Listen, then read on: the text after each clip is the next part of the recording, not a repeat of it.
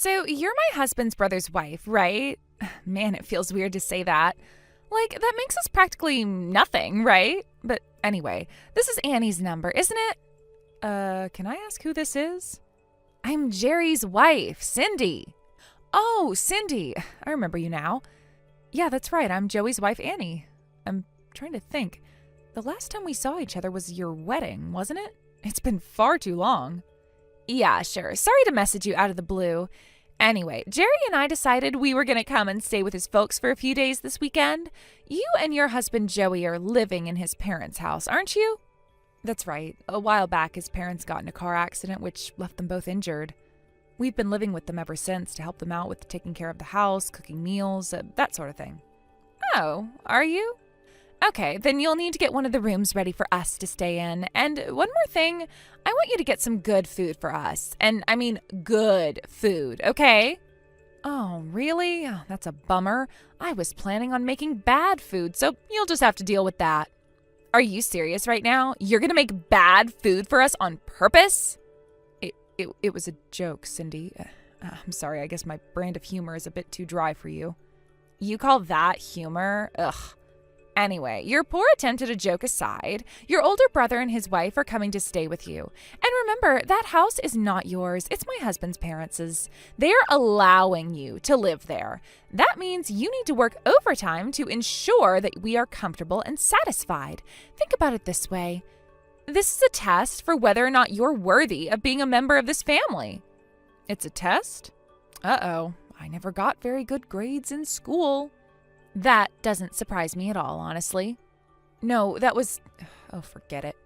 Well, this is a far more important test than any you've ever taken before in your life. You should be thanking me for deigning to tell you about it. It's up to you to prepare some of the best food we've ever seen. Anything less than that, and it'll be like throwing mud on the family's name. Do I make myself clear? Yeah, sure, Cindy. I'll do my best.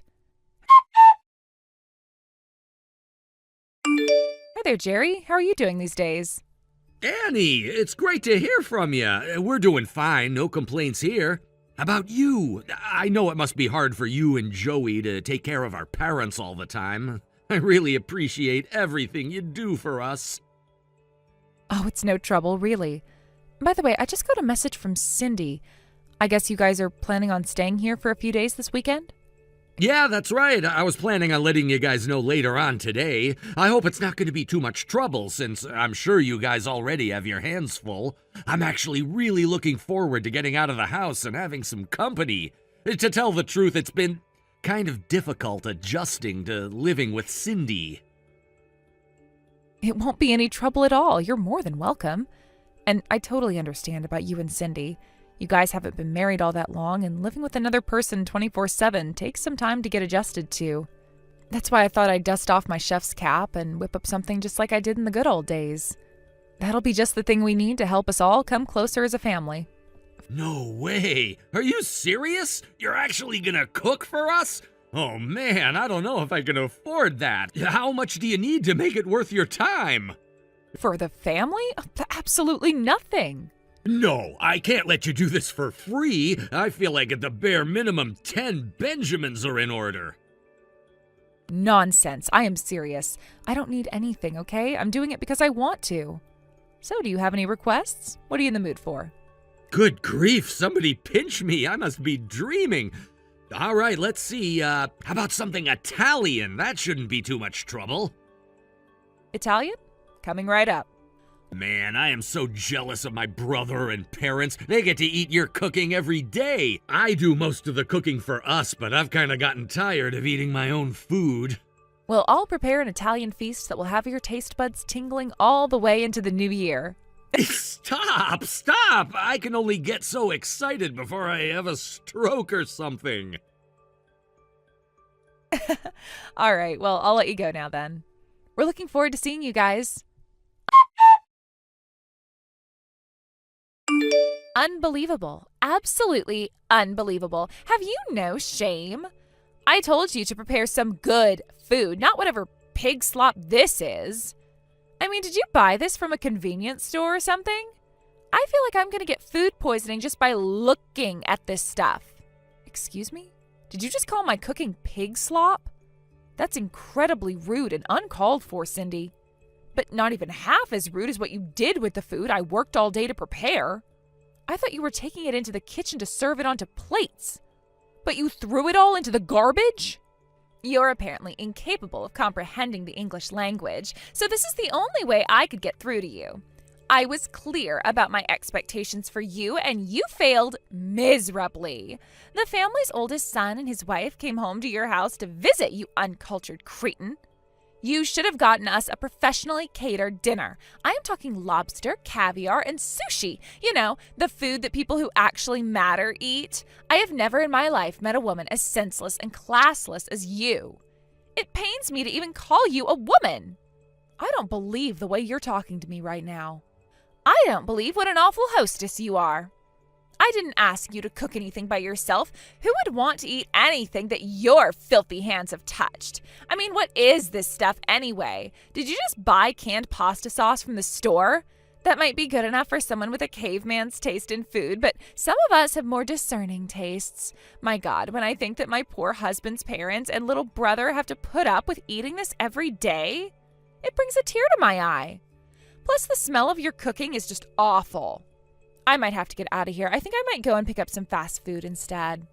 I spent all morning and afternoon getting this dinner ready for you guys when you got here, just for you to throw it all away and insult me?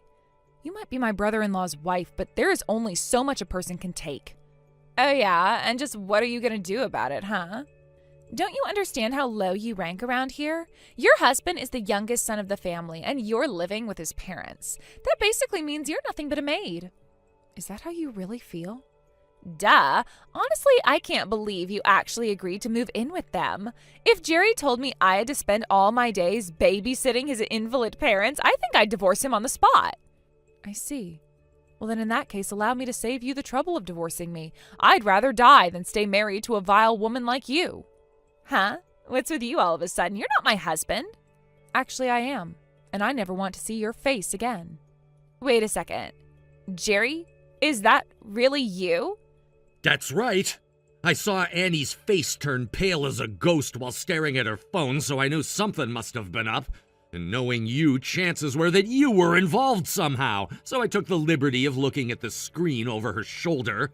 I am so disappointed in you, Cindy. Ever since we got married, you've gradually let more and more of your true personality show, and I do not like what I'm seeing.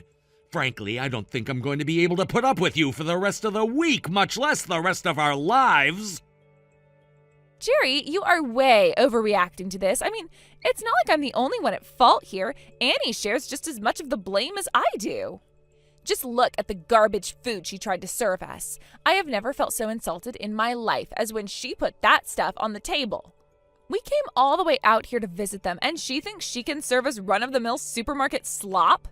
That run-of-the-mill supermarket slop was made by one of the most prominent chefs in the local food scene.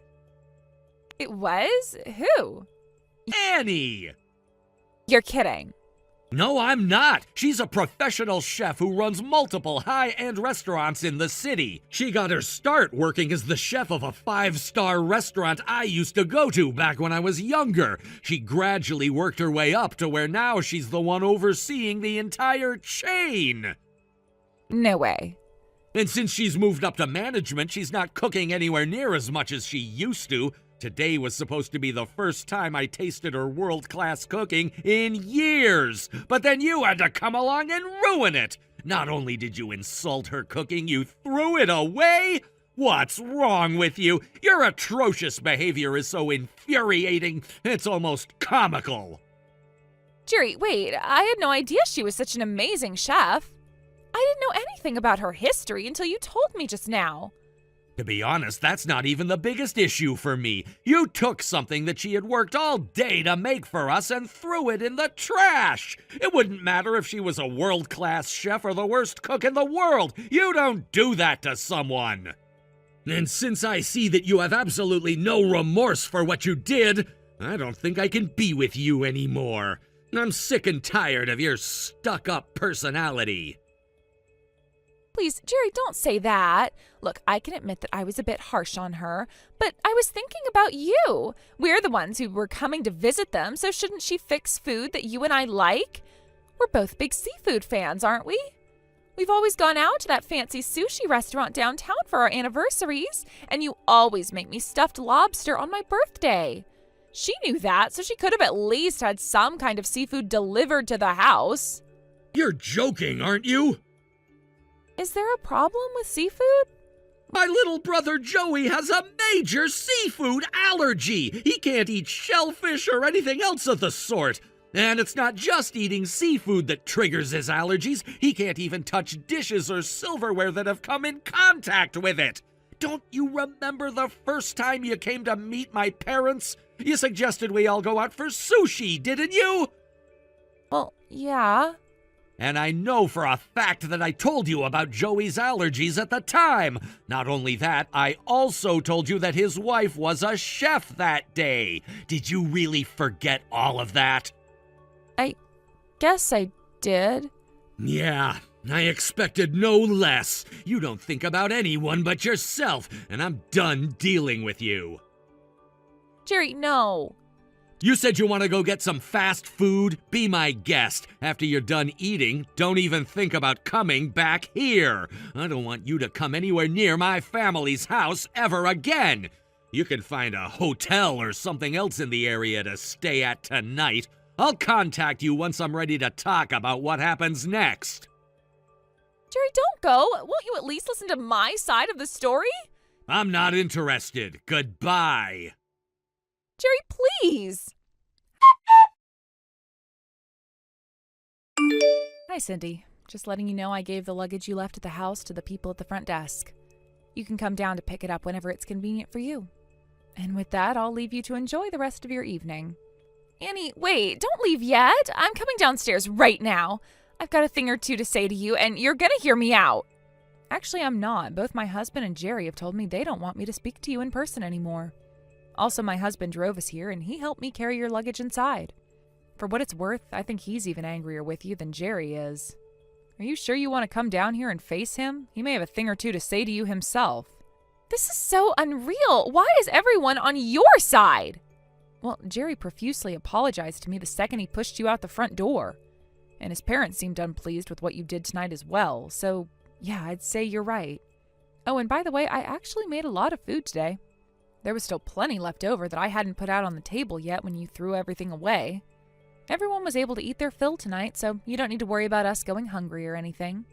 You also don't need to bother to come down here and apologize. It's neither needed nor wanted. I don't care about your dinner. All I care about is that your insensitivity just caused me the most humiliation I have ever suffered in my life. You're saying that I was the insensitive one tonight? I'm sorry, you're going to have to be more specific. Exactly what did I do that was insensitive? You didn't tell me anything that I needed to know. I had no idea that you were some kind of super chef or that Joey has bad allergies. If you had simply told me the truth, none of this would have happened. You see, if you hadn't hidden a lot of crucial information from me, I wouldn't be in the position I'm in right now. So I think it's clear to any reasonable person that none of this is my fault. So let me get this right. You're saying that if I weren't a super chef but was just an ordinary housewife, and if my husband Joey didn't have severe food allergies, then you could have thrown away all the food that I cooked and demanded I order a bunch of expensive food for you? And that would have all just been hunky-dory, is that right?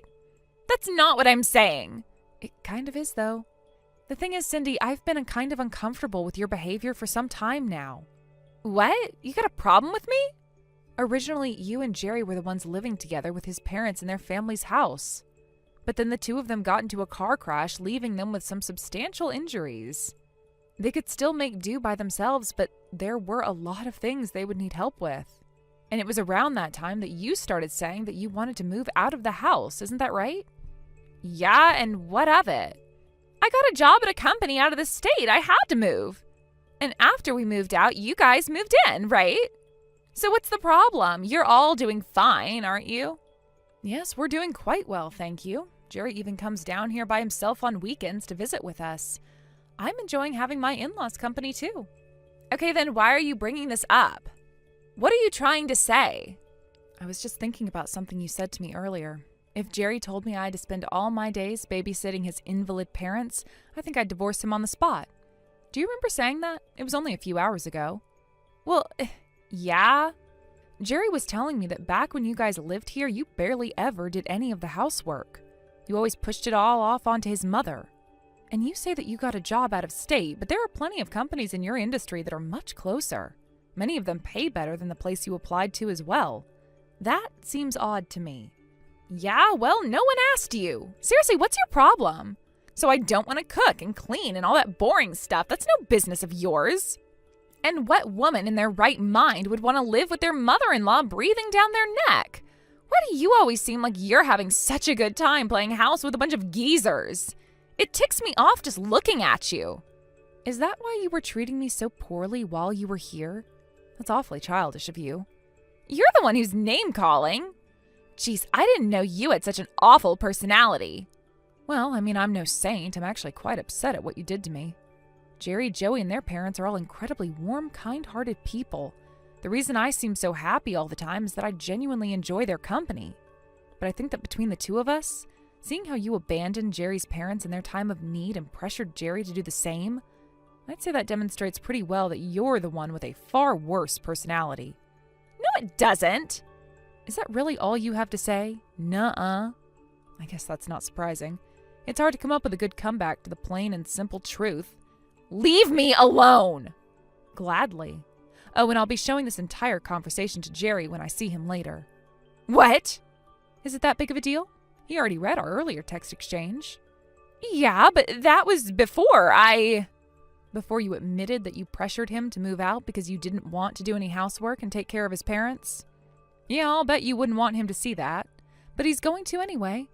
Wait, stop. Please don't do this. Good night, Cindy. Annie, no! Jerry, what's going on? I just picked up my stuff that Annie and Joey brought to the hotel, and when I opened my suitcase, there was a stack of divorce papers on top. Worse than that, you've already signed them? Why are you doing this, Jerry? Honestly, I should have done this a long time ago. What? Listen, Cindy, do you remember why we were going to my folks' house for the weekend in the first place? You've been making massive withdrawals from my savings account, taking cash directly out of my wallet. You've even been selling some of my personal things at a pawn shop for cash. I can't trust you anymore. And I told you that I was thinking about divorce. We were gonna come home this weekend to explain the situation to my parents to help make it less of a shock when we actually did get divorced. Well, yeah, but I told you that I don't want to get divorced. So that means we just have to find some way to work through our differences. That's not how it works, Cindy. When one half of the couple throws in the towel, that means it's game over. Your parents live pretty far away, so we haven't been able to visit them in person, but I talked to them on the phone. You know what they said? They said they were sorry for not raising you better, and that I should do whatever I feel is right. In other words, they're on my side and don't object to us getting divorced. My mom and dad said that? I've told my parents about the situation too. The problem is that you just won't listen to reason, so I had no other choice. I was going to talk to you in front of my own family and have you sign the divorce papers then and there. And yes, my parents knew that was the plan and they were okay with it. I don't get it. Why don't you understand? I told you I don't want to get divorced, period. End of story. We're staying married. And as for the other stuff, we're married, and that means what's yours is mine and what's mine is yours. It doesn't matter if you had all the money saved up from before we got married. I had every right to help myself to whatever I needed. There you go again. When I tell you something important like my brother's allergies and his wife's occupation, you forget it. When I say I want a divorce, you ignore me. When I tell you not to steal my stuff without my permission, you come up with some bizarre excuse for doing it anyway.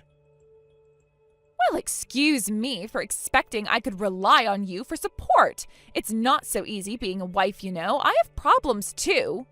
I'm well aware of that. That's why my parents and I were going out of our way to accommodate you and make you comfortable. We knew you weren't very comfortable doing housework, so my mom always took the lead and did the lion's share. And as for me, I always did as much of the heavy lifting stuff around the house as I could. My dad, too, was constantly asking me if there was anything we could do to make you feel more at home. But when my parents got hurt, what did you do? Absolutely nothing! Yeah, well, I had a good reason for that. What good reason could you possibly have to refuse to help your own family?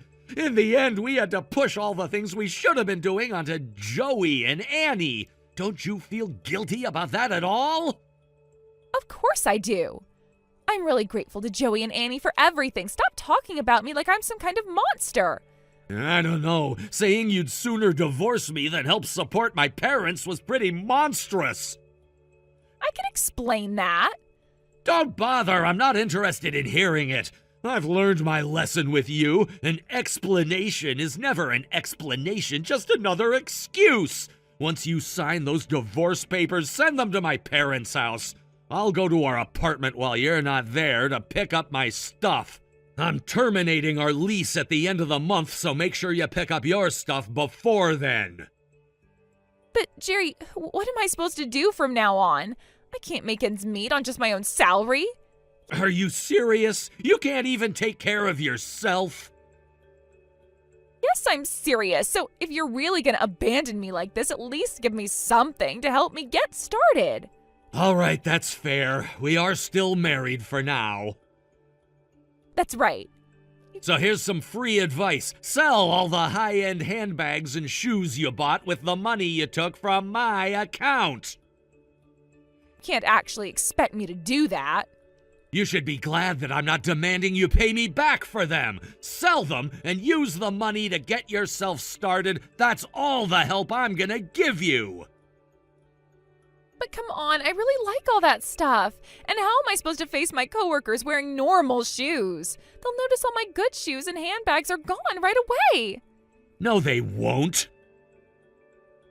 Yes, they will. You just don't understand. You know what? If you're going to be that way, then I'm not signing anything. And if I don't sign them, that means we're still married. If that's the way you want it to be, fine. I'll talk to my lawyer about my options. See you in court. Court? Those are your options. Take what you've already taken and walk away, or I'll take all of it back. It's kind of ironic. I read your text exchange with Annie, and you were telling her this weekend was going to be a test whether she was worthy of being in the family, right? Looks like you should have been more concerned whether you were worthy yourself. Now, I strongly suggest you don't do anything to make me change my mind on giving you a choice. Okay, Jerry, you win. So, things got a little weird yesterday, huh? Sorry about your food getting thrown away yesterday. It's okay, Jerry. There's nothing you need to apologize for. I'm sorry I talked about helping you work things out with your wife. I didn't know how bad things were between you. Nah, you had no way of knowing. I only ever told my parents about what was going on. I should have let you know, too. I guess I can say this now that you're getting divorced, but that woman has zero self-awareness. Tell me about it. I have no idea what I was thinking marrying her. I feel bad about the trouble I caused you and my parents, too. One day while we were still living there, Joey came over to visit. Then Cindy just started complaining about anything and everything. That's when Joey offered to live there in our place. And I was so sick of Cindy's complaining that I took him up on it. I shouldn't have done that. Hey, doing what's best for your wife is what any husband would do in normal circumstances. It's just that your circumstances were far from normal. Anytime you're hungry, feel free to stop by. I'll whip up a fresh batch of whatever you're craving. After all, I still owe you for introducing me to your brother. I've had people send their compliments to the chef before, but asking if I wanted to date their brother, that was a new one. And it's like I told Cindy, I like my life here just fine. Thanks for being such a good big brother, in-law, to me, Jerry. And thank you for being such a good little sister-in-law. Take care of Joey for me, you hear? Sure thing. So, did I pass the test? Am I worthy of being part of the family? Oh yeah, with flying colors. In the end, Cindy ended up willingly signing the divorce papers. At first, she tried to get alimony and a share of Jerry's assets, but he was ready for that. His lawyer told her that if she did that, then Jerry would press charges for theft. That would stick her with a criminal record and a massive fine in addition to paying him back. She didn't put up a fight after that. She tried to move back in with her parents, but they kicked her right back onto the sidewalk. They told her they were embarrassed to be her parents. Word about her divorce and the circumstances surrounding it spread throughout Cindy's workplace. She wasn't well liked as things stood, so this just cemented her position as the least popular person in the company. The constant cold shoulder from her colleagues got to be too much to handle, so she quit. As for me, things have settled down around here, and I'm enjoying my life. Jerry comes by for dinner pretty often, and he offers to pay me ridiculous amounts of money every time. It feels good to have my skills appreciated, but I wish he would take no for an answer. Yo, Hallie, what's going on with your parents? Are they still not waking up, or...? They're both fighting as hard as they can, but no, they haven't regained consciousness yet. I can tell just by looking at their faces, though. They're trying their best to stay alive. They are, huh? I guess they're tougher than I thought. But they're still in a coma, right? Yes, they've been comatose ever since the accident. I'm still holding out hope, though, that any second now they're going to open their eyes. Sure, yeah. It'd be nice if they woke up, but I mean... It would also be kind of nice if they didn't wake up, wouldn't it? You know, they just head straight toward the great beyond. That would make things way easier for both us and them. Excuse me?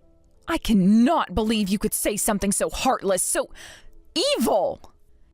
Hey, I'm just saying, even if they wake up, they're gonna have a bunch of problems, right? They'll probably never walk again. Why force them to suffer through a life of pain and misery when they can just end it all, clean and easy? You started to change the moment you heard that my parents were in a car accident, and now your transformation is complete, Tom.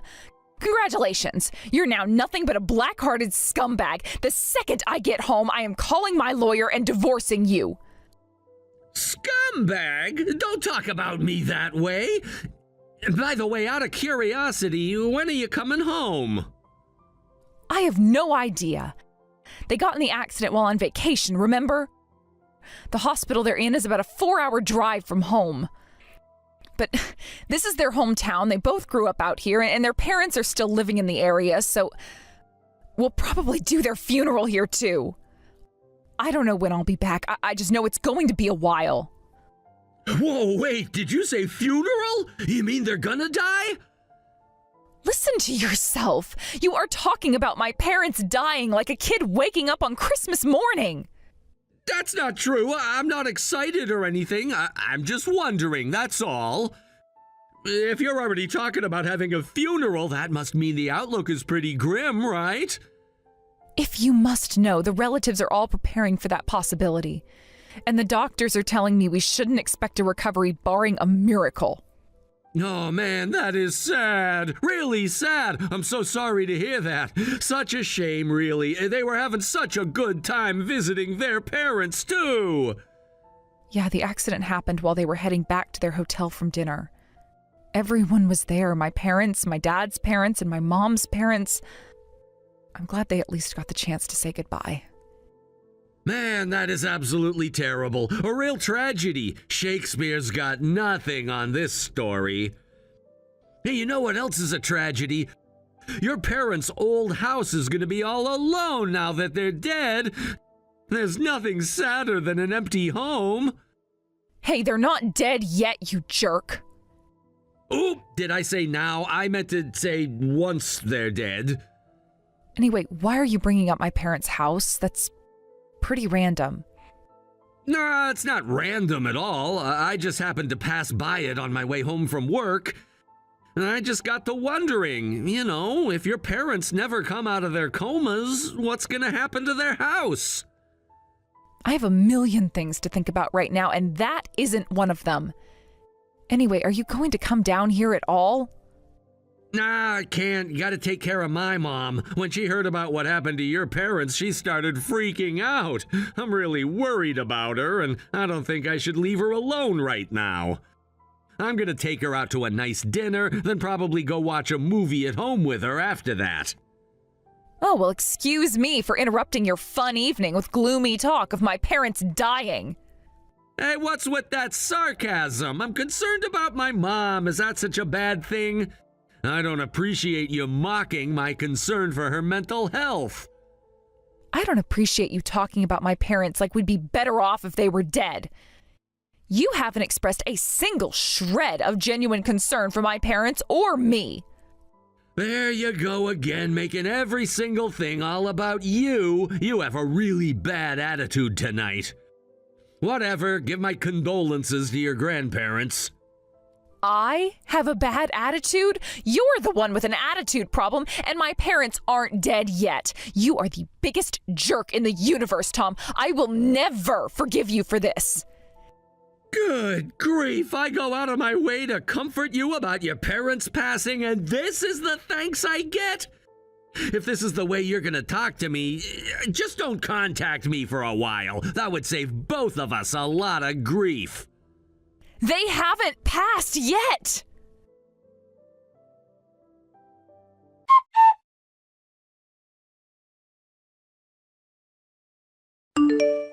Tom?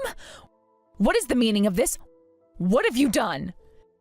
You're gonna have to be more specific if you want an answer to that. I've done a lot of things today. Went to work, got a sandwich at a deli downtown for lunch, and so on and so forth. What exactly have I done that's gotten you so upset? You know exactly what I'm talking about. My parents' house is gone. Not only that, there's a brand new house being built where it was. Ah, that was what you were talking about. It's still got a little bit of work left to be done, but it's coming along pretty smoothly. So, what do you think? Pretty nice house, huh? You don't need to thank me. I know you wouldn't have wanted to deal with that old dumpster heap, so I took care of it for you. Took care of it? You demolished it! Exactly! There was no salvaging that house. My mom took care of everything. She got in touch with a contractor the second we heard the news that your mom and dad kicked the bucket. I don't believe this. You really didn't know? Know what? You are so dumb. You are such a clueless moron that I should be furious, but I can't stop myself from laughing at you. I don't get it. Why are you laughing? What's going on? What don't I know? I've been on to you for some time now, Tom. You have been wanting to get your hands on my parents' land since the second that car crashed into them. I mean, did you really think I wouldn't catch on? You were being so obvious. The only thing that surprises me is the fact that you actually went and tore my parents' old house down without saying a single word to me. You're insane, Tom. What's the big deal? That house was a piece of junk. It was violating so many building codes, I'm surprised it wasn't condemned. All I did was make use of a nice plot of land that conveniently became vacant. You should be thanking me and my mom for not letting it go to waste. You expect me to thank you for demolishing the house that I grew up in? That house was full of memories for both me and my parents. Sure, it was old, and yeah, it wasn't exactly the nicest house on the block, but we loved every minute that we lived together in that house. Yeah, and your parents aren't going to be living there or anywhere else ever again. What were you going to do, have their corpses taxidermied and set up in that house like a museum? I've been thinking for a while about having a new house built for my mom, and this was the perfect opportunity. I'll bet your parents would be thrilled to see the nice house that I'm putting up there. All I'm doing is showing my mom the love and respect she deserves, and you have no right to criticize me for that. Don't you dare talk about my parents, Tom. You never cared about their happiness while they were alive. Don't pretend like you care about them now that they're dead. Yeah, they're dead, so again, what's the problem? I'm happy, my mom's happy, everyone's happy. The only person who's not happy is you, but that's just your attitude problem rearing its ugly head again. I know exactly why your mom is so happy. She hates me, and what better way to score points against me than to demolish the house I grew up in? Don't pretend you didn't notice that. Seriously, I never understood it. Why did your mom hate me so much? Didn't I tell you about that?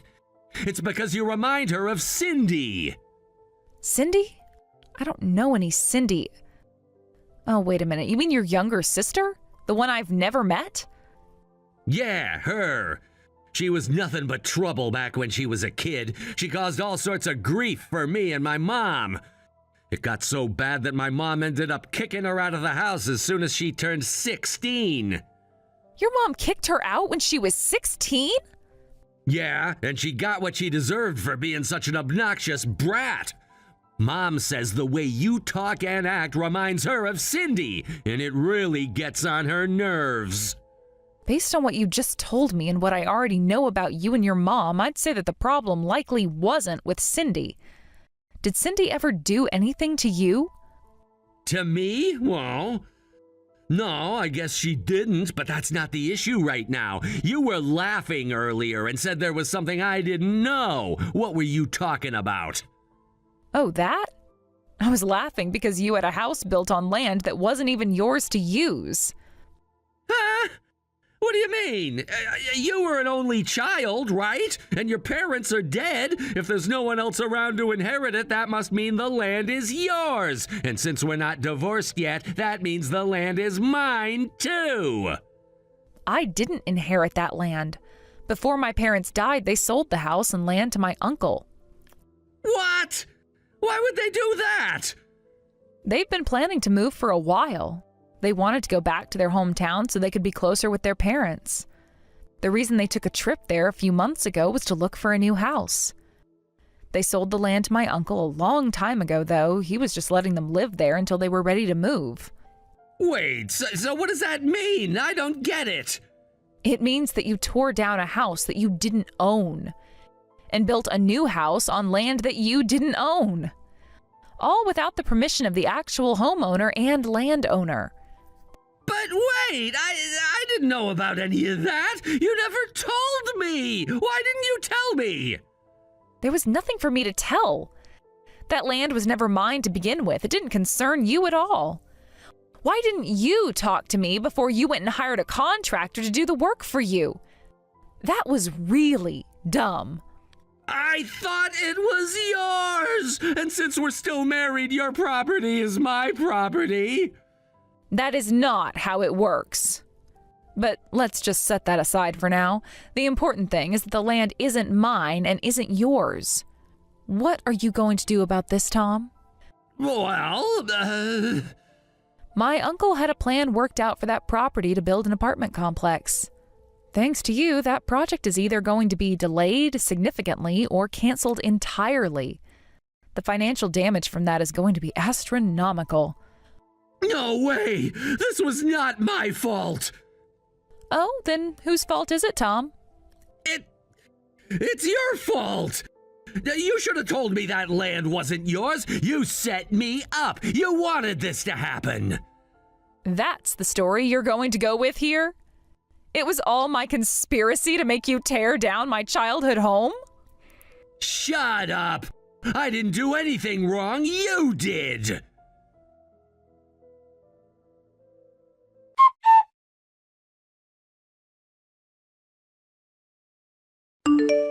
Hello, Hallie. I wish I were contacting you under better circumstances, but I just heard a terrifying story from my son. Did you trick Tom into tearing down your parents' old house? Oh, come on, really? No, I did not trick him into doing anything. You, however, seem to have had a direct hand in this, Mildred. So don't try and pass the buck to me. Even if there is some silly minor legal issue with us building a house there, there's a much larger issue at play. Tom wanted to build this house for me. His dream was to build me a beautiful house. And you have crushed his dream. How dare you do this to my son? What are you outraged at me for? He tore down my parents' old house without permission, without even talking to me. Your parents are no longer in this world. It's none of their concern what happens to their old house. It seems to me like you're being incredibly selfish here, Hallie. I think you should take a moment to think about the feelings of people other than yourself. Wow, I see where Tom gets it now. It's that awful gaslighting, manipulative personality of yours that made Tom grow up to be such a massive scumbag. What? Do not speak ill of my dear son to me. He isn't a scumbag, you are. All he wanted to do was build a simple house for his dear mother. And thanks to your negligence, that plan is now ruined. Don't you have any idea how much that hurt him? However much you think he loved you, he loved me far more. Trust me, you don't have to tell me. I am aware of that. But the facts are what they are. The house and the land belong to my uncle. There is nothing you or I can do about that. Then give me your uncle's phone number. I'll convince him to abandon his silly plan and allow us to use the land. How exactly are you planning to do that? Nothing you say to him is going to do a bit of good. He's already working on suing you as we speak. Suing me? What for? Isn't it obvious? You tore down his house. You're illegally occupying his land. You interfered in the contract he had signed with a real estate company to build an apartment there. Of course he's going to sue you for that. Oh, that's ridiculous. No, it's not. He has every legal right to demand compensation from you. What's ridiculous is you and Tom tearing down my parents' house before they were even buried. But we had no idea we were doing anything wrong. We had the contractor look into the legality of using the land, and they told us there was no problem. They wouldn't have begun work otherwise. So don't blame me, blame them. I'm the victim. Right. So you were defrauded, were you? This construction company said it was okay for you to use the land? That's right. They said they would offer a discount if we hired them for both the demolition of the old house and the construction of the new house. I thought I could trust them, but looking back, they were a rather shifty bunch. And what does this company stand to gain from doing this? They had to have known you didn't own the land. That sort of thing is simple to look up. That means that the very second their demolition crew set foot on the property, they were already breaking the law. That's not just illegal, it's incredibly stupid. How am I supposed to know what they were thinking? All I know is that they're frauds. We were tricked into building a house there. It's not our fault. We're the victims. Uh-huh. I think I might just have to look into this myself.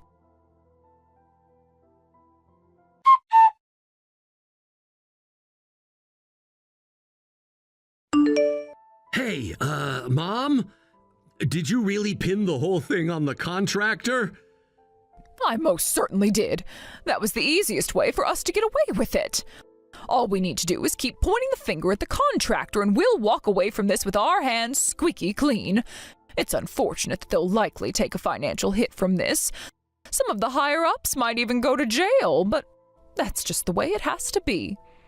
I don't know, Mom. I'm not feeling great about this. I mean, if the cops start looking into it, won't they come up with evidence that we're lying pretty quickly? Didn't you give them that one document that you made yourself? Don't worry, they won't talk. I'll make sure of that. How will you do that? All I need to do is threaten to tell the cops that they made me forge the deed to the property. Who do you think the police are going to believe? A crooked construction company that defrauds old ladies? Or me? Mom, you are amazing! Like, seriously, wow, you are so smart! Like I said before, Tom, you can leave everything to me. There is nothing in the world that I wouldn't do to protect my dear son. Thanks, Mom. The same goes for me. I would do anything to protect you. You're the best mom in the whole world.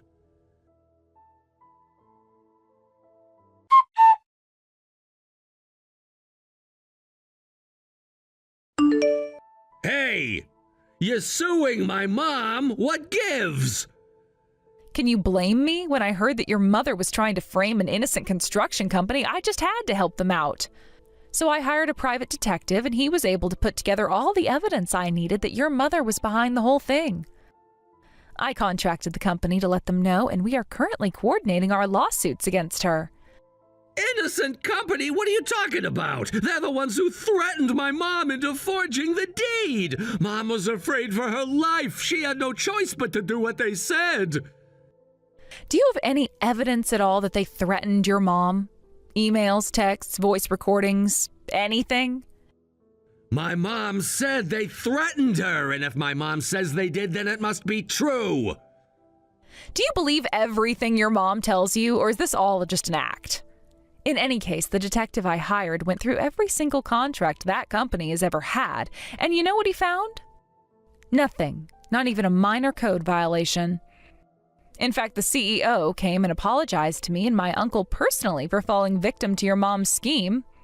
That's a lie. It wasn't my mom's plot. It was theirs. My mom would never do anything so dirty and underhanded unless she was in big trouble. But now, thanks to you, my saint of a mother is gonna get arrested. That saint forged multiple documents, defrauded a construction company, and destroyed another person's property. Did you really think no one would find out? What was she thinking? She was thinking that she was willing to do whatever it took to protect her son. You cannot seriously believe she did this for you. It was all for her own benefit, Tom. You told her about your plan, right? How you were thinking about buying a house for her? Yeah, I told her all the time. What of it? That's the whole game right there. All she had to do was forge those documents and she would get a new house, frame the company for it, and get away scot-free. It's such a comically evil plot. I wouldn't be surprised if she got it from watching some Saturday morning cartoon back in the 60s. But that doesn't make any sense. You think my mom went out of her way to ruin some random construction company? What would she get out of that? Do you know who the CEO of that construction company is? It's Cindy, your sister. What? That's right, the daughter your mother kicked out of the house. Having lost her home, she had to drop out of high school and get work fast, and the only place that she could find to hire her on such short notice was a construction company. She worked her way up the ladder and started getting involved in the business side of the operation. After a while, she decided to go independent, and she now is the CEO of the company that she founded. Are you serious? I had no idea that's what she was doing now, but I still don't get why Mom would go out of her way to hurt Cindy's company. I don't really get it either, to be honest. All I know is that your mother has a raw, seething hatred for her. There's just something about her, and me too, I guess, that your mother hates. Maybe she resented the fact that Cindy succeeded despite being kicked out of the house, but whatever her reason, it was a perfect chance to kill two birds with one stone.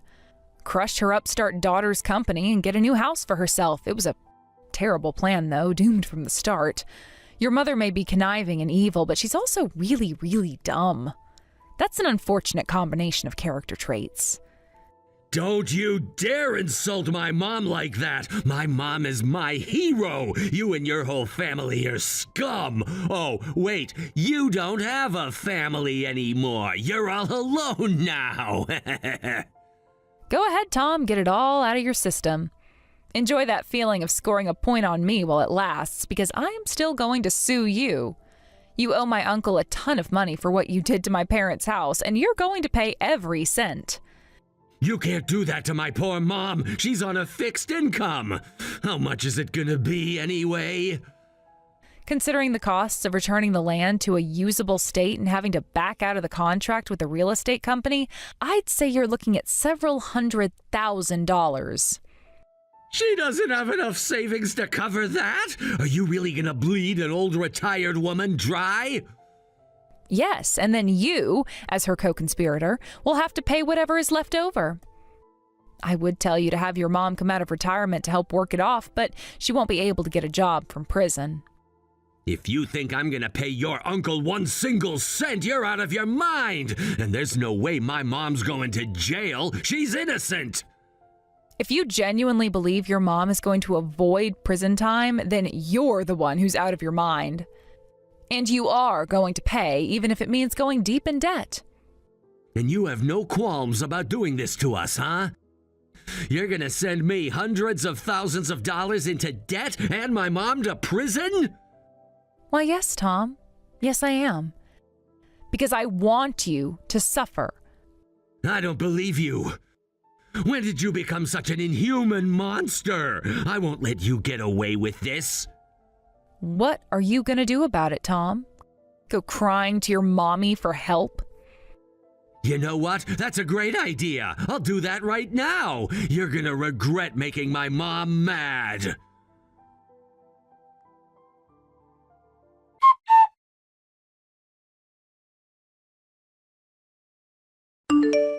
Mom, you're not gonna believe this. I think we might be in a little bit of trouble. Hallie says she and her uncle are gonna sue us for building the house. I guess she hired a detective or something, and that detective figured out that you forged the deed. She's even saying that you're gonna go to jail. I thought you said we weren't gonna get caught. This is all your fault. Huh? If you hadn't been such a useless oaf, none of this would have ever happened. You should have threatened your sister into silence. But you said you were gonna take care of that. Shut up. I had to do everything because you were too stupid and cowardly to do what needed to be done. I'm not paying anything, even if they sue me.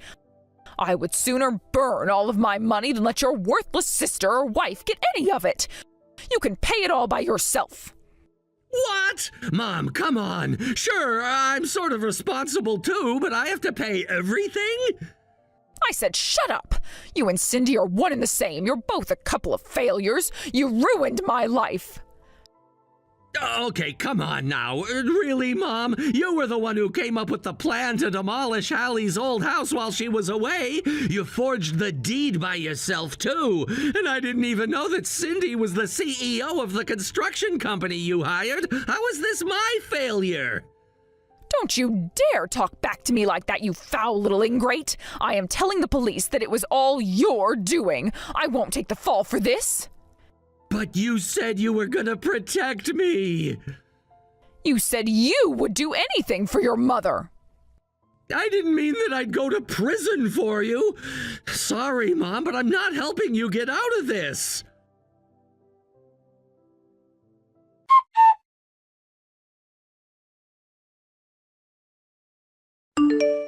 Okay, Hallie, I just went to the police.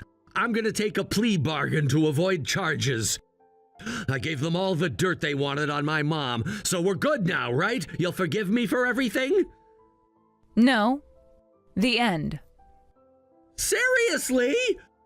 But I gave them everything. She's gonna go to jail for sure, thanks to me. I was wrong to participate in my mom's scheme, but I've seen the error of my ways. I'm still not going to forgive you. Come on, I'm gonna go apologize to Cindy, too. I can see now that Mom was wrong to kick her out like she did. Cindy was always a straight shooter and never pulled her punches. Mom just resented her because Cindy called her out whenever she did something bad or stupid. And now Mom's doing the exact same thing to me. She's even telling me I have to pay all the damages to your uncle by myself. But you're not gonna sue me anymore, are you? I most certainly am. It's nice to hear you admit that you were wrong, though. I can't help but feel that you're only apologizing out of desperation rather than sincerity. I'm also grateful for the evidence you contributed to my lawsuit. But while you may dodge criminal liability, you will still be held civilly liable. But I said I was sorry. You insulted my family, Tom. While my parents lay dying in a hospital, you were hard at work scheming with your mom to steal their land. Your mother is going to be arrested for her part in that scheme, and if I can't put you in prison alongside her, then you're going to pay handsomely. Please, Hallie, don't do this. I never wanted any of this to happen. I imagine you didn't, but here we are. Oh, and one more thing. I took the liberty of informing your company about this nasty little incident, along with all your relatives and our mutual friends. What? No, you had no reason to go that far. Oh, but I do. You pissed me off. And I want nothing more than to see you squirm in agony amid the ruins of your life.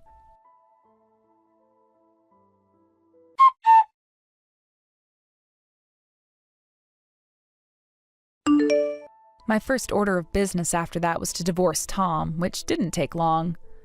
After that, I was able to focus on working with my uncle and Cindy on the lawsuit against Tom and his mom. The jury was only out for about an hour before they returned with a judgment in our favor for the maximum amount allowed by law. Tom obviously couldn't pay his share, so he had to take out a massive loan to cover it. Once word of his actions got around, he lost the trust of all his friends and colleagues. But the worst thing for him, as a consummate mama's boy, was to lose the love of his mother. Word on the street is that whenever he's out of the house, he looks like the life has been sucked right out of him. Meanwhile, Mildred's criminal trial also went in our favor. By the time she gets out of jail, she'll be going straight to a nursing home. All of us non-criminals are doing just great, though. I had never met Cindy before, but thanks to Tom and his mom's scheme, we're great friends now. She even hired me into her company in order to help me get my new life started after the divorce. Whether it's at work or in our private time, we always have a great time talking to each other. And since we've both been the victim of her mom's cruelty and brother's fecklessness, we have a lot to talk about. Soon Sarah's wedding is coming up. Are you mentally prepared for it? What kind of question is that? Mental preparation? Well, I guess I'm ready. Why are you asking such a thing? Is this how you're reaching out after so long? I told you before that I had things I wanted to talk about too. I just didn't respond because I didn't have anything to say. I just wanted to check if you're ready for the wedding, just to be sure. If you're ready, then that's fine. I don't need to keep bothering you. What is this message? I thought you were reaching out after such a long time, but you've been saying nothing but terrible things since then. Even so, you better show up for Sarah's wedding. This is her big day, after all. That's my line. You better act with some decency, even if it's you. At least for that day, show some respect. It's the last chance. Huh? Last? What do you mean by that? That's none of your business. See you later, old woman. Don't keep sending me messages like this. Old woman? Do you even realize you're the older one here?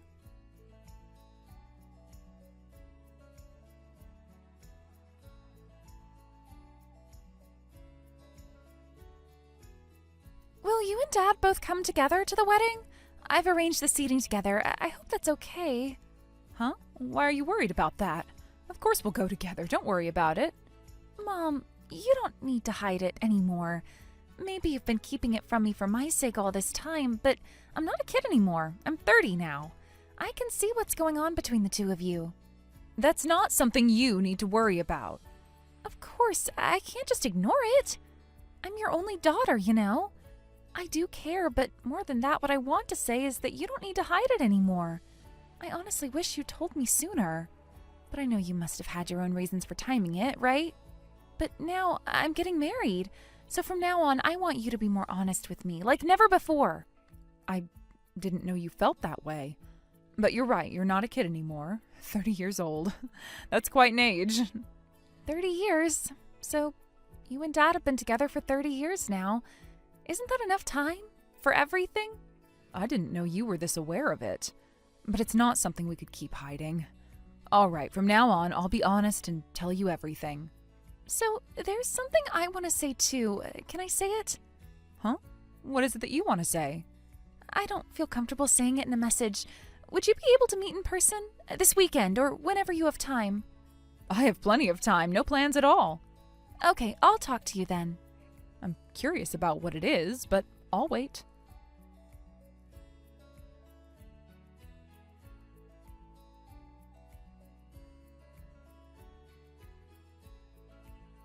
Mom, weren't you shocked? Now I'm wondering if I said something I shouldn't have. I kind of regret it now. What are you talking about, Sarah? Shocked? I'm well past being shocked. Long ago. In fact, I should thank you. You've done such a good job collecting all the information after all. I'm glad you were happy, but I hope I didn't make you feel down. No, I've long passed the point of being upset, so don't worry. I appreciate what you did. Don't feel guilty about it. We'll handle things our way, and you just focus on your own happiness. Do you think I can be happy? What's this, pre-wedding jitters? Why are you feeling insecure now when you're about to get married? And with such a wonderful partner, too. But can anyone really be happy forever? Maybe it's our fault you're feeling this way, but happiness is something you create for yourself, and I'm happy. I've been happy all along, thanks to you. I see. So that's how it is. Everyone's happiness looks different, you know. Maybe you don't fully understand it now, but that's okay.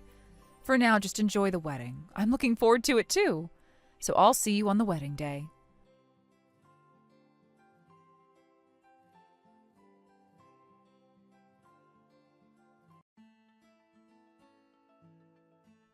I've put up with this for 30 years. Isn't that enough already? What are you talking about all of a sudden? Enough is enough. Set me free already. I want my freedom too. I don't want to go back to that house anymore. Well, it's fine if you don't come back. Do you understand what I'm saying? I'm saying I don't want to go back because of you. For 30 years I've been living an inconvenient life because of you. Isn't that enough? I'm going to be free now. Yeah. Hey, are you listening to me? Our daughter is married now, so there's no reason for us to stay married. I've endured for 30 years, but now I can finally get away from you. We're getting a divorce. Yeah, I already submitted the divorce papers. What? That's what I mean, right? You want a divorce, right? Actually, I'm the one who's been putting up with it. I've already submitted the divorce papers you left for me, and they've been accepted. It's done. We're now officially strangers. What? You already submitted the divorce papers? Yeah, I did. It's funny, isn't it? We were both thinking the same thing. When Sarah got married, I was planning to get divorced too, so I already filed the papers before you even said anything. Honestly, I don't understand how you can act like the victim, but now we're strangers, so isn't that great?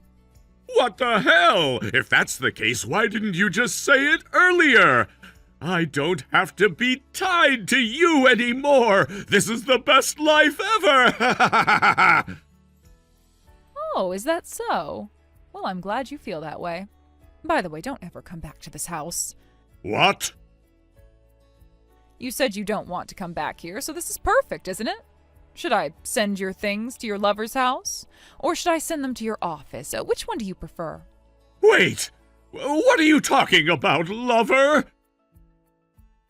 Do you really think you can still hide that? There have been several different people, but you've been cheating all along, haven't you? You didn't put a penny into the house where you live, just kept giving money to your lovers. And you didn't think I would find out? That's what's really surprising. What the hell? That's just your own assumptions. I won't admit to anything. I'm not cheating. If I admit it, it's over. If we're divorced, it's fine, isn't it? We're strangers now. I don't have anything else I want to say, but I will be claiming alimony, so make sure you're ready for that. Huh? Alimony? Are you kidding? There's no way that's happening. You have no proof, and you filed the divorce papers without my consent. So what's this about alimony? Who's going to pay for that? Not me, that's for sure. Well, you see, I do have proof, and I've already consulted with a lawyer. Huh? Proof? Lawyer? Actually, the lawyer said I should wait a little longer before filing the divorce papers, but I really wanted to get this divorce done quickly. Patrick, I couldn't wait to be free of you. Still, I've been preparing to ask for alimony. If you want to avoid a lawsuit, I suggest you start thinking carefully about how to handle this. Wait a minute, what are you talking about? There's no proof. Did you hire a detective or something? You must have made it all up. If you want to know how the proof was gathered, why don't you ask Sarah? Huh? Sarah? Why is Sarah involved in this? We've kept our issues hidden from her all this time. She shouldn't know anything about this. I thought the same thing, but it seems Sarah knew everything. Huh? And what's this proof? A few days before Sarah's wedding, she contacted me. When I went to meet her, she handed me photos and data that were proof of everything. I don't know how she gathered this evidence, but I do know one thing. She's known everything for a long time. She's just been waiting for me to take action. Take action? You've been acting like the victim, saying you've endured for 30 years, asking to be set free, but honestly, aren't you just an idiot? What did you say? Who are you calling an idiot? I'm the one who's been putting up with it all this time. Huh? You? I've been wanting a divorce for so long. But I waited, thinking of Sarah, until she was married. But in the end, it seems like everything was already known.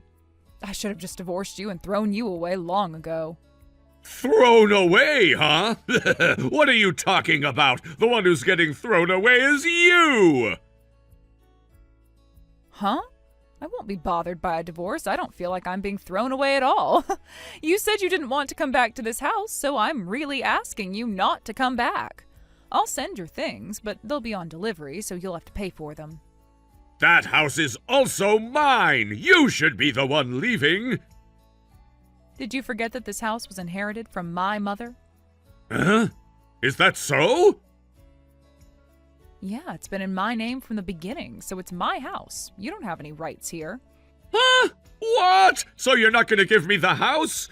Fine, I'll just throw away that crappy house. Send my things to the address I told you. Well, I already sent them last night. And I've already sent a notice about the alimony to your lover's house, too. Huh? You sent a notice about alimony? According to Sarah's investigation, you've been married. Your lover didn't know that. Honestly, that's really low. There were several others, too. Apparently some of them were really young. Sarah was shocked. Can you explain why you were after someone younger than Sarah? Stop it! Don't say weird things! Stop accusing me! What do you mean you contacted my lover? Who did you contact? Why won't you just let me go free? Let's stop pretending you're the victim. No one's going to feel sorry for you. Oh, by the way, if you don't intend to pay alimony, I'll send the certified letter to your company as well. Huh? My company has nothing to do with this. Oh, you're getting anxious now. If you can really deny everything about the affair, then why are you so worried and panicked? There's no need to worry, right? No, it's because you're saying weird things about my company. That's why I'm panicking. It doesn't even make sense. Well, it doesn't matter if you panic or not. I've already decided to let my lawyer handle everything from here on out, so there's no point in contacting me. Well then, I'm glad we're finally strangers after the divorce. Goodbye then.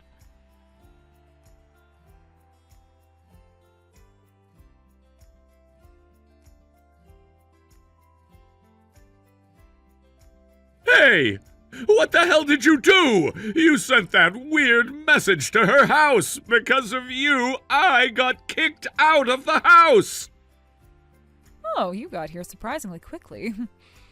How can you stay so calm? Do you even realize what you've done? Well, I think you're the one who's finally admitting what you've done. Wasn't it just earlier you were arrogantly saying something like it was a baseless accusation? That's not important right now. It's a completely different matter. It's not different at all. Anyway, it's because of you that I got kicked out. I can't return to the house until we've talked and resolved this, so I'm going back to your place. You leave. I don't even want to see your face. What kind of convenient thing are you saying? I'm not letting you into this house. I've changed the locks. Huh? What are you saying? This is still my house, you know. No, we're divorced now, so we're strangers, right? I've already sent all my stuff to my new place. It's my house, my name's on the deed, and I've been paying for everything, so you don't have any right there, okay? If you try to break in or something, I'll call the police. Are you okay with that? The police? This was my home for 30 years! What are you even saying? You're gonna call the police over this? You're gonna get the police involved in our stupid fight? You're so loud, you bald idiot. Bald? What are you talking about? I'm not bald. Anyway, you have no rights to this house, and you can't kick me out. You can't throw me out. It's impossible. If you don't want me to call the police, can you just not come here? If you do, I'll have to get in touch with Sarah, too, and I don't want to involve her any further. Well, I guess so, but throwing me out of the house and bad-mouthing me to her, too? You really are a wicked woman, aren't you? Huh? Now you're going to be looking into defamation charges. I'm considering it seriously if you don't stop. Isn't it true? How far do you plan to push me? I've been putting up with this for 30 years. I've been putting up with it too. You were cheating and you treated me terribly. I had to live with a husband who could only mock and belittle me for 30 years. This is the result, and honestly, it's not surprising at all. By the way, it was Sarah who introduced me to the lawyer. What? Sarah did? Why the hell would she do that?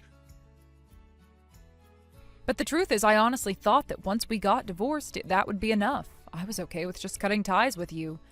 Luckily, I had the divorce papers ready, so I planned to submit them right after the wedding. But Sarah thought about it, and she really cared, so I decided to do things properly.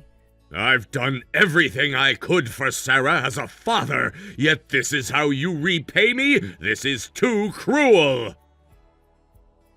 You might have forgotten, but the woman you've been belittling every day, me, was Sarah's precious mother. Isn't this the natural outcome? But that's... There's no point in saying anything more. You're over 50 now, so you should be able to handle this yourself. Take care of everything from here on out. Please, don't be like this. I'm trying to be serious. I've been thinking maybe there's still a way for us to work things out. Please, let's talk properly. Oh, now you want to talk? After everything? After all these years? What exactly do you want me to say? Do you expect me to just forgive you and go back to the way things were? That's not going to happen. It's too late for that. You've made your choices and I've made mine. No, that's not what I mean. I didn't want things to get this bad. I never wanted to hurt you. I didn't know how to fix it all. Fix it? It's too late for that. There is nothing you can fix anymore. You had your chance. You had years, decades even, and what did you do with them? You cheated on me, you disrespected me, you treated me like I wasn't even worth your time. Now you want to pretend that you've suddenly realized your mistakes? I know it was wrong, but it's hard, okay? You're right, I did mess up, but can't we at least try to make amends? At least try for the sake of Sarah, for the sake of our family? For Sarah? You're really going to bring her up now? Do you think she doesn't know what you've done? She's been through all of this too. You're not the only one who's been hurt. We both have, and now we both have to live with it. I'm not going to go back. No matter how much you beg. I don't want to beg. I don't want to be like this. But what am I supposed to do now? Where am I supposed to go? I have nowhere else to turn. That's not my problem. You should have thought about that before. I am done being your emotional crutch.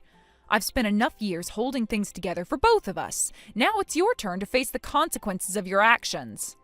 Please, Alyssa, I can't do this on my own. I've realized I messed up and I've been trying to make it right. You're the only person who ever really understood me. I don't want to lose you. I'm sorry for everything I did. Please, don't shut me out like this. You don't get it, do you? You didn't lose me just now. You lost me years ago. You can't undo the damage you've done. It's not just the affair, it's everything. It's the way you treated me, the way you took me for granted. Do you honestly think a few words can make up for all of that? A few words? What are you talking about? I never took you for granted. I loved you, Alyssa. I loved you more than anything. I know I messed up, but please let me prove that I can be better. I can change. I can make things right. No, I don't believe you anymore. You've said that so many times, and every time you have failed. I am tired of hearing your empty promises. You don't get to walk back into my life like everything is fine. I've already started living for myself. I'm happy now, and I am not going to let you drag me back into your mess. I'm not dragging you anywhere. I just want a chance to make things better. Just one chance, please. You had your chances, but you didn't take them. This is where we are now, and I've accepted it. You need to accept it too. I just don't know what to do. Well, figure it out. You're a grown man. This isn't about us anymore. This is about you taking responsibility for your own life. So pay the alimony, stop bothering me, and get out of my life for good. That's all I ask. You're right. You're right, Alyssa. I've been a fool, and I'll never be able to make up for what I've done. But I want you to know that I truly regret everything.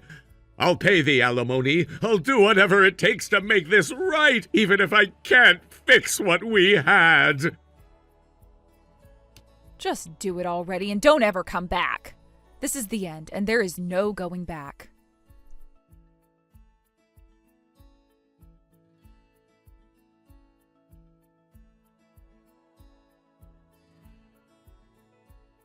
Mom, are you really sure you don't want to send that certified letter to the company? I thought you wanted to make Dad suffer a little. Well, it's fine now. I think he's already suffered enough, don't you? He's not getting away without consequences. He's lost everything. He doesn't have a place to live anymore, his savings are all gone, and now he's in debt. And if he ends up losing his job on top of everything else, it'll be a real mess for him. It's not like he's going to be able to find work easily now. I'm not sure where he'll go from here. Maybe that's true, but you're being too lenient, Mom. I mean, if it were me, I could never forgive him for what he did. 10 years of cheating? How can you just let that go so easily? You're angry on my behalf, and that's enough for me. But living your life just to get back at someone isn't the way to go. Trust me, it's exhausting. I don't want to spend my life trying to get revenge on him. That's not the kind of person I want to be. And honestly, he's been paying alimony. He's doing what he has to, and it's in installments. That's something at least, and I feel like it's enough. I've made my peace with it, and I'm starting to feel better now. I'm finally starting to feel happy again. I get that you feel better now, and if you're happy, then I'm happy for you, but still, I just can't get over how much he did to you. How can you just move on so easily from all of it?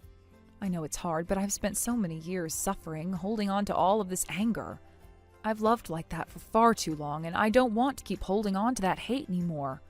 I just want peace, and I think it's the right thing to do. Besides, it's not like I haven't gotten anything in return. He's paying alimony, and I'm not going to dwell on it anymore. I'm going to focus on the future. I see what you mean, Mom, but it's hard to just let it go, you know? I still can't understand how you can forgive him for everything. He was with someone else for all that time. Doesn't that hurt? It does hurt, more than you can imagine. But I've had to make a choice. If I want to move forward and live a good life, I can't let him ruin my future. I've already wasted too much time on him. Now it's time to focus on what really matters. Me, my happiness, and what comes next. And you know what? I'm actually feeling a lot more peaceful now. I'm not angry anymore. If you're happy, that's all that matters. I just want the best for you, Mom. I know I've been upset for you, but you've always been strong. You don't need anyone to take care of you, right? You're right. You don't need to worry about me. I know I'm strong. But thank you, really. I appreciate that you care. I never thought I'd get to this point. I was so angry for so long, but I've realized that life is too short to keep holding on to all that pain. I don't want to waste any more time. You're so strong, Mom. I don't know if I could do what you've done. You've been through so much and still you're here, standing tall. It's not always easy, but I've made it this far, and I'm proud of where I am now. But enough about me. I am so proud of you too, you know. You've always been there for me, even when things were tough. You've been my rock. I've always tried to be there for you, Mom, but I've also learned a lot from you. I've learned that forgiveness isn't about letting someone off the hook. It's about freeing yourself from the past, and that's what you've done. Well, thank you for saying that. It's taken me a long time to get to this point, but I think I finally understand it. And I'm happy. For the first time in a long while, I'm really, truly happy. You know, I never expected things to turn out like this, but I think it was the best choice for me. I'm glad you're happy, Mom. That's all I ever wanted for you. And if anything ever happens, if you ever need me to do anything, just say the word. I'll always be here for you. But I know you're going to be okay on your own. You're stronger than you know. Thanks, sweetie. I know I can always count on you. But just so you know, if you ever end up in the same situation, you better call me, and I'll make sure I'm around long enough to get that person back. But seriously, I hope nothing like that ever happens to you. I really don't want you to go through the pain I did. I know, Mom, and I promise I won't ever put you through that. But thank you. You've shown me what it means to stand up for yourself no matter what. You're my inspiration. You're welcome, dear. Just remember, you deserve to be happy, and don't let anyone make you feel less than that. Now, go live your life the way you want to. That's the best thing you can do.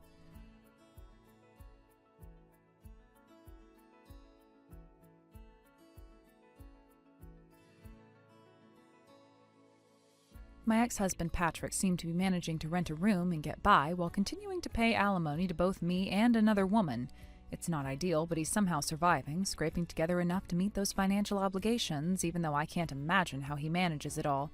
It's strange, though, thinking about how everything ended between us and how he's now living a life where he's financially tied to both me and another woman. It's almost like he's trying to balance between two worlds, but neither of them really offers him any happiness. I can't say I feel sorry for him. He made his choices and now he's left to deal with the fallout. From what I hear, he's barely managing, but it's his own fault and I am not about to lose sleep over it. What frustrates me even more is that even now I still receive messages from him. Messages where he expresses this desperate hope that we can get back together. It's almost like he hasn't fully processed what happened between us, as if he's still clinging to this unrealistic belief that somehow everything could be fixed if he only tried a little harder. He sends these texts, probably hoping that maybe this time I'll have a change of heart, but I've completely ignored him. I haven't even bothered to read them. I don't need to. There's nothing for me to say. There's nothing that could be said to fix anything. What's the point? He doesn't deserve my time or attention anymore. He doesn't understand that I've moved on and that it's over. I've done all the processing I need to, and now there's no turning back. It's not even about holding a grudge. It's simply about realizing that I deserve so much more than what he could ever give me. I'm not going to let his emotional manipulation affect me anymore. He had his chances and he blew them all. Every time he reaches out, it's just a reminder of the years I wasted on him, the years he took for granted.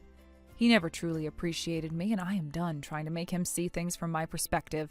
That's the part that gets me the most. He never took responsibility for his actions. It's all about him, and now he's trying to make it seem like we can go back to what we had.